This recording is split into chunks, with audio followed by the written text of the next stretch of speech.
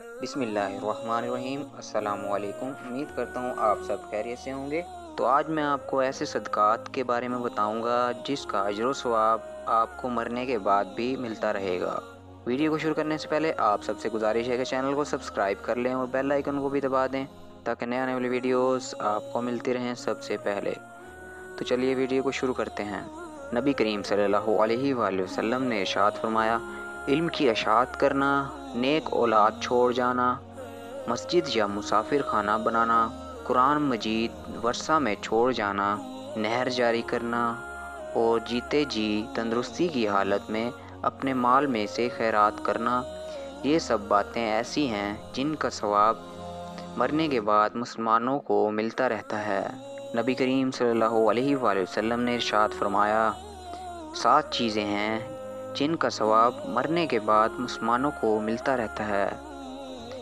1 علم سکھانا، 2 نہر جاری کرنا، 3 کنواں کھودنا، 4 درخت لگانا، 5 مسجد بنانا، 6 قرآن مجید ورثہ میں چھوڑ جانا اور 7 نیک اولاد چھوڑ جانا۔ عجز و انکسار۔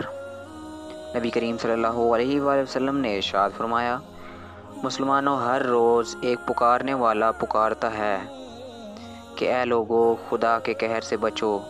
اگر تم میں ایسے لوگ نہ ہوتے جو خدا کے سامنے نہایت عاجزی اور خاکساری سے سر جھکاتے ہیں، اور ایسے بچے نہ ہوتے جن کی مائیں شفقت کے ساتھ دودھ پلاتی ہیں، اور ایسے جانور نہ ہوتے جو تمہاری زمینوں میں گھاس چرا کرتے ہیں، تو خدا تم پر عذاب ناز کرتا اور تم کو کچل ڈالتا۔